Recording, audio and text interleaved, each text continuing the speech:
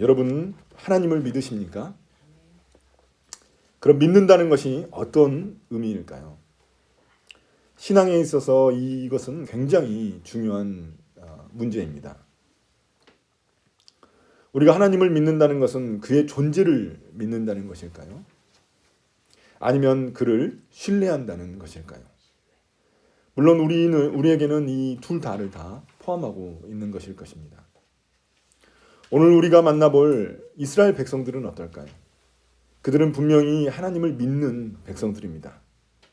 그 누구보다도 하나님이 존재하신다는 것을 믿습니다. 그러나 그들은 하나님을 신뢰하는데 실패했습니다. 이러한 이스라엘 백성들의 모습을 통해 우리의 믿음을 다시 점검하는 시간이 되기를 바랍니다. 첫째, 믿음은 하나님을 신뢰하는 것입니다. 11절입니다. 주님께서 모세에게 말씀하셨다. 언제까지 이 백성이 나를 멸시할 것이라더냐. 내가 이 백성 가운데서 보인 온갖 표적들이 있는데 언제까지 나를 믿지 않겠다더냐. 이 구절을 이해하려면 앞에 나온 사건을 먼저 이해해야만 합니다. 앞서 하나님은 이스라엘 백성들에게 가나안 땅을 정탐하고 오라고 명령하셨습니다. 그래서 각 지파별로 12명의 지도자들을 뽑아가지고 그들이 40일 동안 가나안 땅을 정탐하고 돌아왔습니다. 그들은 모세와 아론, 온 이스라엘 백성들에게 보고를 합니다. 문제는 갈렙과 여호수아를 제외한 10명의 정탐꾼들이 모두 부정적인 보고를 했다는 것입니다. 그곳이 적과 꿀이 흐르는 땅은 맞지만 거기 민족들은 거인처럼 크고 강해서 그들에게 우리는 메뚜기에 불과하다고 말을 했습니다. 또한 요새도 너무나 견고해가지고 그들과 붙으면 우리는 다 죽고 말 것이라고 말했습니다. 그러자 그 두려움이 백성들 가운데 퍼지기 시작한 겁니다. 그래서 온 백성들이 두려움에 떨기 시작합니다. 급기야 이제 백성들은 모세를 죽이고 이제 이집트로 다시 돌아가 바로의 노예로 살겠다고 그렇게 말하기 시작합니다. 그 일촉즉발의 때에 하나님이 개입하셔서 말씀하신 내용이 바로 오늘 말씀인 11절입니다. 하나님은 이스라엘 백성들이 자신을 멸시했다고 말씀하십니다. 이스라엘 백성들이 하나님이 계시지 않다고 말을 했습니까? 아니죠. 아니면 하나님께 요구를 했습니까? 그것도 아닙니다. 그들은 단지 땅을 살펴보고 돌아와서 너무 그 땅이 위험해서 우리는 그 땅으로 가나안 땅으로 들어갈 수 없다고 말한 것입니다. 싸워서 이길 확률보다 질 확률이 너무나 높기 때문에 가지 않겠다고 매우 이성적이고 현실적인 그런 판단을 한 것입니다. 우리가 만약 정탐꾼이었다면 우리는 어떤 판단을 했을까요? 그 땅에 가서 봤는데 도저히 이길 확률이 없어. 골리앗 최홍만 같은 사람들만 서 있어요.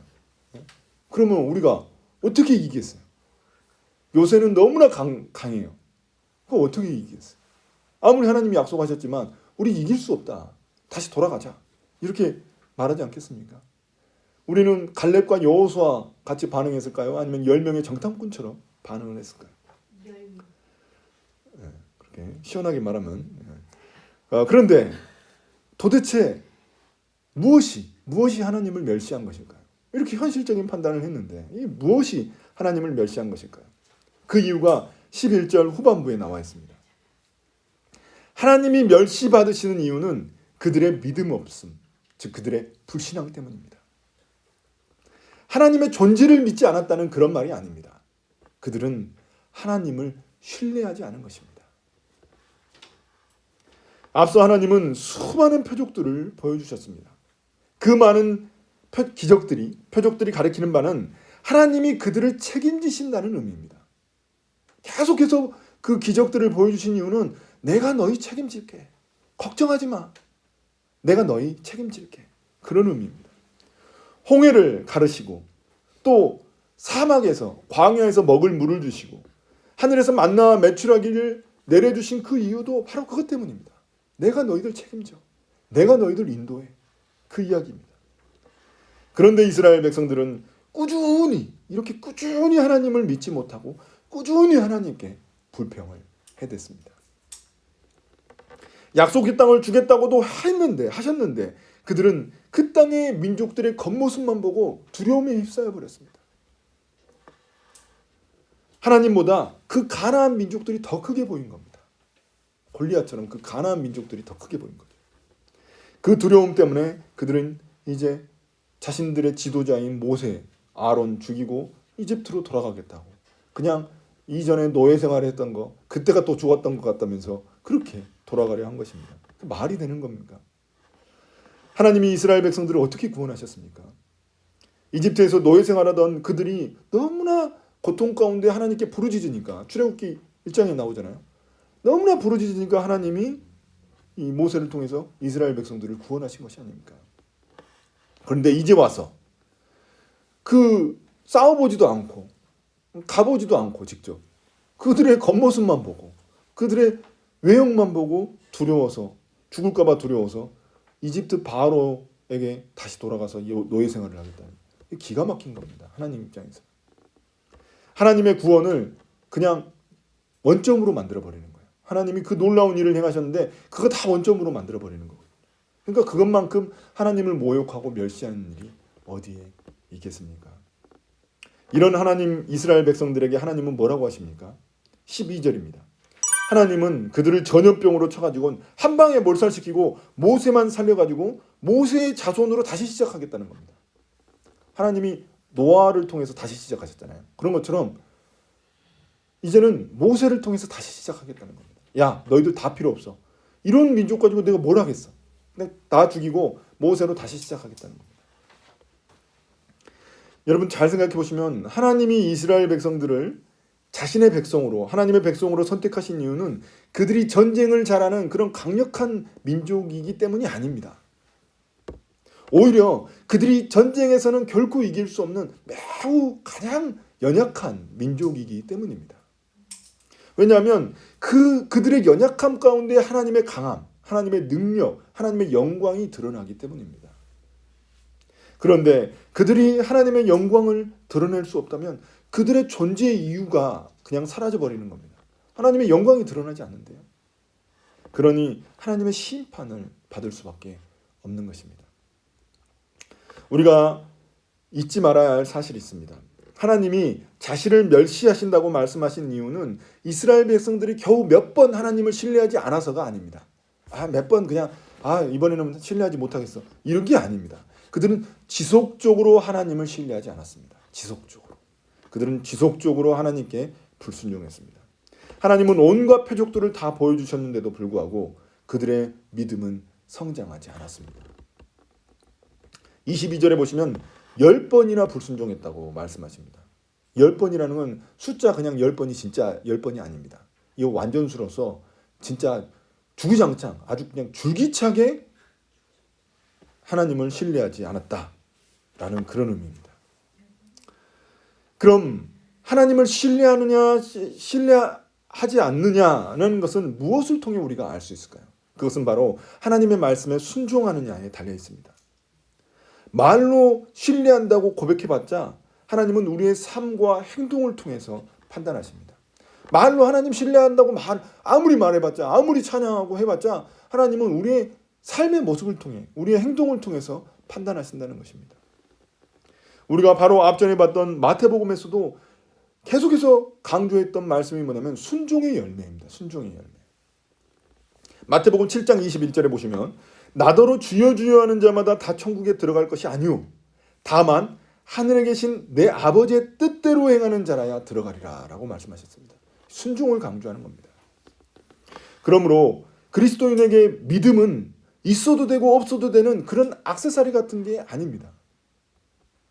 우리에게 믿음이란 하나님의 존재를 믿고 안 믿고의 그런 문제가 아닙니다. 우리에게 믿음이란 하나님을 얼마나 신뢰하느냐, 신뢰하지 않느냐의 문제인 것입니다. 하나님을 신뢰한다면 그 신뢰는 반드시 순종으로 드러나기 마련입니다. 제가 좋아하는 책, 이 철로 역정에 보면 크리스찬이 천국을 향해 가는 도중에 두 사람을 만납니다. 한 사람의 이름은 겁쟁이이고 그 옆에 있는 친구의 이름은 불신입니다.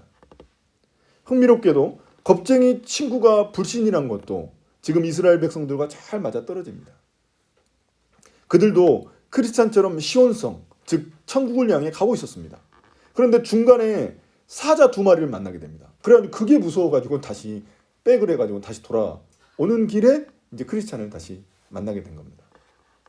그래서 크리스찬도 너무나 이제 그들이 하는 말에 겁을 먹었죠. 사자 두 마리가 거기서 으르렁거리고 있다니까 너무 겁을 먹어가지고 어떻게 할까 하다가 이제 크리스찬은 그 길을 갑니다. 계속 가는데 그 가다 보니까 어떤 사실을 알게 됐냐면 그 두 마리의 사자가 그냥 그렇게 풀려 있는 게 아니었어요.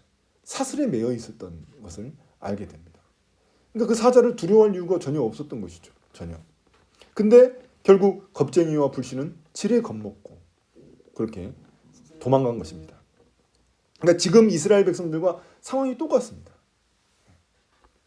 자, 그렇다면 우리는 하나님을 멸시하는 자입니까? 그럼 아닙니까?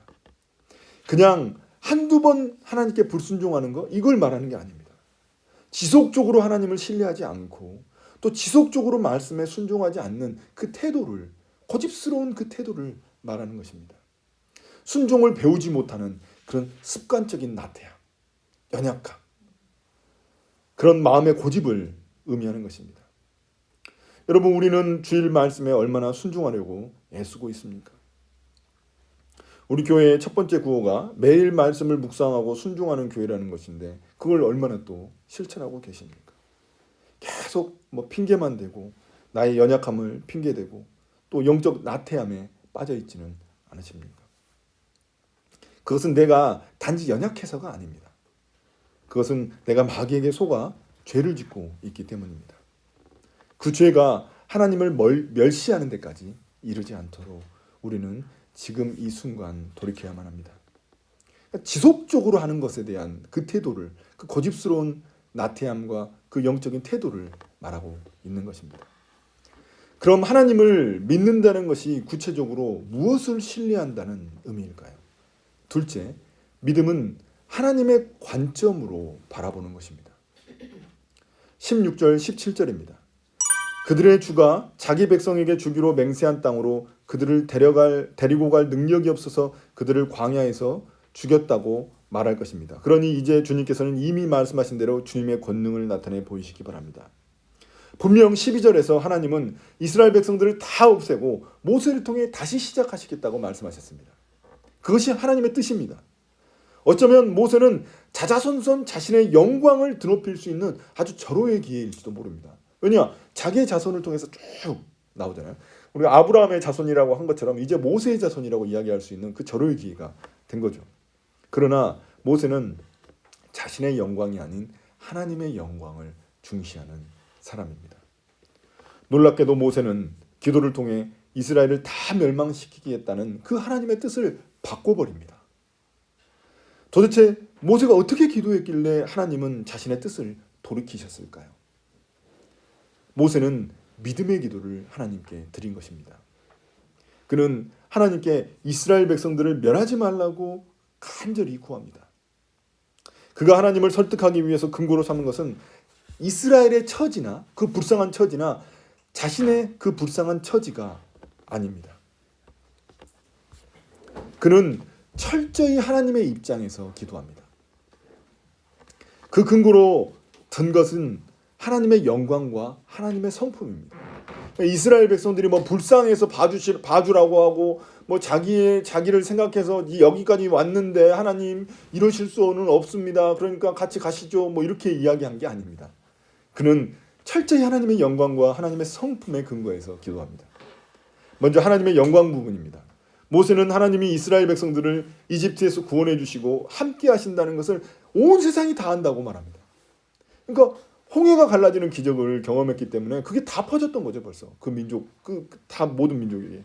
그런데도 이스라엘 백성들을 죽이신다면은 그 이스라엘 백성들을 하나님이 죽였다는 사실이 또 온 세상에 알려지게 되면은 하나님이 조롱거리가 된다는 것입니다. 그렇게 하나님을 설득합니다. 하나님이 능력이 없어서 이스라엘 백성들을 가나안 땅에 들여보낼 그 능력이 없어서 다 죽였다고 그렇게 소문이 나면 어떻게 할 거냐는 것입니다. 그러면 하나님의 영광이 땅에 떨어지고 말 것이기 때문입니다. 하나님은 결코 자신의 영광을 빼앗기지 않으시는 분이라는 것을 모세는 잘 알고 있었던 것입니다. 또한 모세는 하나님의 성품을 언급합니다. 18절입니다. 모세는 하나님이 노하기를 더디하시고 사랑이 넘치셔서 죄와 허물을 용서하시는 분이라고 고백합니다. 모세는 이 고백을 이스라엘 백성들이 시내산에서 금송아지 우상을 섬겼을 때, 그때 하나님께 큰 죄를 지었을 때 그 하나님께 이스라엘 백성들을 위해서 간구할 때 이 기도를 드렸습니다. 그러니까 이스라엘 백성들이 큰 죄를 저지른 게 두 번이거든요. 금송아지 우상을 섬긴 거하고 이번에 그 정탐꾼들이 10번의 잘못된 부정적인 보고를 내가지고 두려움이 그냥 온 백성한테 퍼진 그 두 번입니다. 그때도 하나님께 이렇게 하나님의 성품을 근거로 설득했는데 이번에도 하나님의 성품을 근거로 하나님을 설득합니다. 그의 기도의 핵심은 하나님의 사랑과 자비의 근거에서 이 백성들을 용서해달라는 것입니다. 지금까지 주님 용서하셨잖아요. 주님은 그렇게 사랑과 자비가 넘치시는 분이시잖아요. 그러니까 한 번만 더 참아주십시오. 하나님은 오래 참으시는 분이시니까 한 번만 더 참아주십시오. 이렇게 기도하는 것입니다. 이처럼 모세는 하나님이 어떤 분인지 잘 알고 있었기 때문에 하나님께 이렇게 담대하게 구할 수가 있었던 것입니다. 그는 하나님과 깊은 사귐의 기도를 드린 것입니다. 그러나 그가 덧붙인 말이 있습니다. 여기서 끝나지 않습니다. 그의 기도가 하나님 용서해 주세요. 살려주세요. 이렇게 끝난 게 아닙니다. 18절 후반절으로 보면 하나님이 죄를 벌하지 않은 채 그냥 넘기시지는 아니하신다고 다시 고백합니다. 그러니까 반전이 있어요. 그 뒤에가 붙어 있어요. 모세는 너무나 하나님을 잘 알고 있는 사람입니다. 그냥 하나님 용서해 주세요. 이번에도 용서해 주세요. 이렇게 고백하면은 하나님이 그거 받아들이지 못한다는 것을 알고 있는 것입니다. 그래서 그는 하나님이 그냥 죄를 넘기시는 분이 아니라는 것을 알기 때문에 이렇게 고백하는 겁니다. 모세는 아예 이 백성들의 죄를 모른 채 해달라고, 그냥 넘어가달라고, 눈 감아달라고 그렇게 요구하는 게 아닙니다. 모세는 그들의 형벌을 감해달라고 기도하고 있는 것입니다. 왜냐? 하나님은 사랑의 하나님만이 아니잖아요. 공의의 하나님이시기도 하잖아요. 그러니까 죄는 어떻게든 그거에 대한 책임은 져야 되는 것이죠. 모세의 기도가 어떻습니까? 어떤 사람들은 모세의 이 기도가 하나님의 응답을 얻어내는 마치 절대적인 공식이라고 주장합니다. 하나님의 명예와 성품을 놓고 기도하면 무엇이든지 다 이루어 주신다고 그렇게 말합니다. 주님, 저 이 회사 면접에 떨어지면 하나님의 영광이 땅에 떨어지는 겁니다. 저 붙여주세요. 저 떨어지면 하나님이 그 사랑이 많으신 하나님이라는 게 거짓말이 되는 거 아닙니까? 이렇게 기도하면 하나님이 다 들어주신 그런 요술램프 같은 그런 하나님의 그런 어떤 기도 공식, 절대적인 기도 공식인가요? 그런데 우리가 여기서 잊지 말아야 될 사실은 모세는 자기 자신을 위해서 기도한 게 아닙니다. 자기 자신의 욕망을 위해서 기도한 게 아닙니다. 모세는 자기 목숨을 걸고 이스라엘 백성들을 위해서 중보 기도를 한 것입니다. 마치 하나님의 응답이 바로 주어진 것처럼 오늘 말씀에서는 그렇게 보이지만 신명기 9장 25절에 보면은 이 하나님의 응답이 40일 후에 주어진 것입니다. 그러니까 모세는 40일 동안 그냥 목숨을 걸고 하나님 앞에 간구한 것입니다. 꾸준히 끈질기게 하나님께 기도해가지고 하나님의 이 응답을 받아낸 것입니다. 반면 이스라엘 백성들을 보십시오. 그들은 하나님의 영광을 신뢰하지 않습니다. 그들은 자신들의 능력만 보고 하나님의 능력을 볼 수 있는 영적인 시야가 열리지 않았습니다. 눈에 보이는 대로 믿고 눈에 보이는 대로 판단하니까 하나님의 영광이 보일 리가 없습니다. 그들은 눈에 보이는 게 다거든요. 또한 그들은 하나님의 성품도 제대로 신뢰하지 않았습니다. 매번 하나님이 용서해 주시니까 이번에도 쉽게 그냥 하나님을 안 겁니다. 용서해 불평해도 다 들어주시고 용서해 주시고 다 해주시니까. 그러니까 호의가 계속되면 호구인 줄 안다고 하는 말이 있듯이 하나님도 그렇게 여긴 것입니다. 그러니까 그들은 하나님의 공의는 모르고 하나님의 사랑과 자비만 안 것입니다. 그러나 모세의 기도에 대한 하나님의 응답을 보십시오. 하나님은 이스라엘 백성들의 죄를 용서해 주시지만 징계를 완전히 거두지는 않으십니다.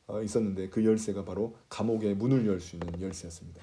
그 열쇠의 이름이 바로 약속입니다. 약속. 그 약속이라는 키로 절망 거인의 감옥에서 이제 크리스찬과 소망이 탈출할 수 있었습니다. 그럼 우리의 믿음은 어떻습니까? 세상을 보는 눈이 10명의 정탐꾼들의 눈입니까? 아니면 갈렙과 여호수아의 눈입니까?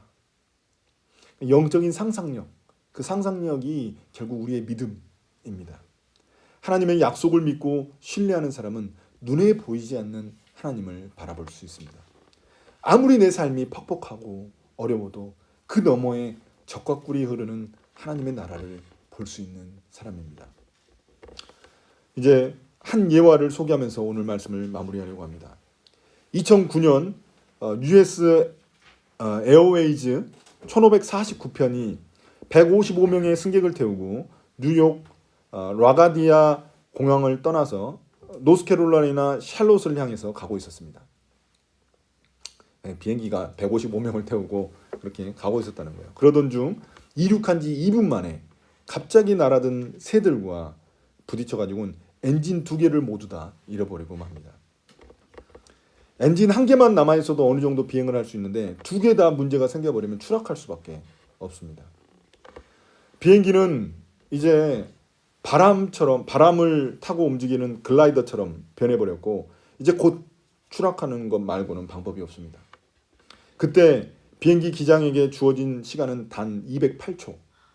겨우 4분도 안 되는, 채 안 되는 그런 시간입니다. 잘못하여 시내에 떨어지게 되면 수많은 사상자가 생기고 그리고 출발한 공항으로 다시 돌아갈 수도 없는 상황이었습니다. 그래서 그는 자신의 40여 년의 그 비행 경력을 믿고 근처 허드슨 강에 착륙할 판단을 내리게 됩니다. 그 결과 비행기는 허드슨 강에 안전하게 착륙하게 되었고 놀랍게도 155명 모두 살 수 있었습니다. 이 비행기 최초의 일이었다고 합니다. 그게. 이 이야기는 실화고 영화로도 만들어졌습니다. 허드슨 강의 기적이라고. 이 어떤 의미에서 우리의 인생 역시 우리도 이 인생이라는 이름의 비행기를 탄 사람과도 같습니다. 비행기가 흔들릴 때 우리가 할 수 있는 일은 무엇일까요? 좌석 벨트를 꽉 매고 산소 호흡기를 준비하는 거. 뭐 이 정도는 우리가 할 수 있는 것이죠. 그러나 그렇다고 해서 안 죽는 거 아니잖아요. 비행기가 떨어져 추락하면 다 죽는 거잖아요. 그러나 결국 우리가 믿어야 할 대상은 비행기를 조종하는 기장입니다. 때로는 우리를 둘러싼 삶의 환경과 조건이 너무 두려울 때가 있습니다. 삶도 흔들리고 삶의 동력을 잃어버리고 곤두박질 치는 것처럼 느껴질 때가 있습니다. 계획했던 일도 틀어지고 미래가 막막해 보일 때가 있습니다. 그럴 때 우리의 믿음의 대상이 누구인지 우리는 생각해 봐야 합니다. 비행기가 아무리 심하게 흔들려도 결국 목적지에 안전하게 도착하면 됩니다. 그 비행기를 조종하시는 분이 바로 우리 하나님이십니다. 그분을 바라봅시다. 그리고 그분을 믿고 의지합시다. 요한일서 5장 4절은 우리에게 이렇게 말합니다. 하나님에게서 태어난 사람은 다 세상을 이기기 때문입니다. 세상을 이긴 승리는 이것이니 곧 우리의 믿음입니다. 믿음으로 갈렙처럼 하나님 나라에 들어가 그곳을 유산으로 받는 저와 여러분들이 다 되시기를 예수님의 이름으로 축복합니다. 아멘.